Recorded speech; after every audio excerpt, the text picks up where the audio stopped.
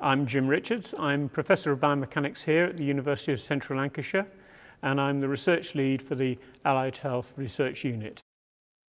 So within our lab and within our research unit here, we look at many varied conditions and pathologies.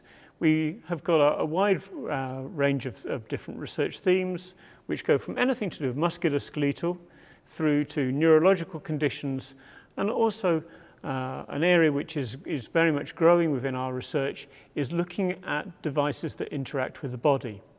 And one of the aspects that we're going to be talking about today is the use of bracing in the dealing with knee instability.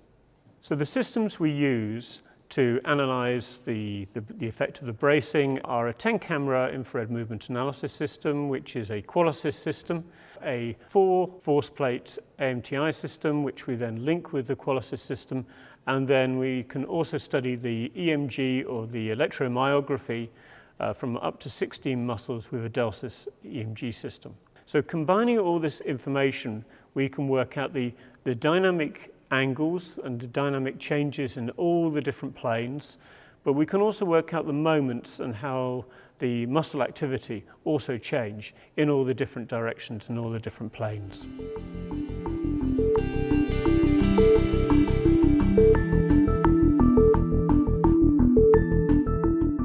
One of the other conditions where bracing has been shown to be effective and useful is with people who have suffered anterior cruciate ligament rupture or ACL rupture. Up to 250,000 people in the US each year suffer an ACL rupture or ACL injury. So the main risk factors when somebody is getting an ACL injury are either when their knee is in full extension, or when their knee is in internal rotation or in a valgus position. In other words, when the knees are more knock-kneed, if you will. Now, when we're thinking about the ACL loading, we need to think about the ground reaction forces. So when somebody is landing, you have a ground reaction force coming out of the ground, and this has got a vertical and a horizontal component. The horizontal component, we can have an anterior component of the ground reaction force. This anterior component can cause an anterior draw on the tibia, on the femur. And this anterior draw is the thing that causes this strain on the ACL. The challenge to the stability of the knee with the absence of an ACL or with a compromised ACL means that we're going to have this anterior draw or anterior movement of the tibia on the femur, or we could call it a posterior movement of the femur on the tibia. So to control this or to give stability back to the knee, we need a posterior force directed on the tibia as close to the knee as possible, and we need an anterior force on the femur, again as close to the knee as possible, to create this anterior stabilization. So by having these two forces as close to the knee as possible, this then replicates the force in the ACL. However, if we're going to have these two forces, we need two additional anchor points.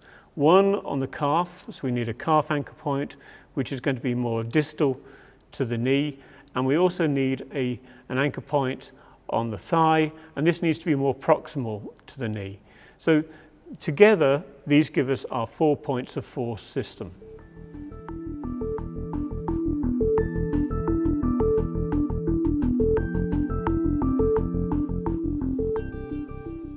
In addition to the issues with the anterior draw and the loading in the ACL, the position of the knee is also very, very important.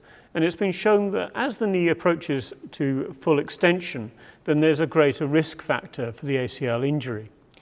So what we require from an ACL brace is a hinge which buffers or does some shock absorption and prevents the knee getting into full extension.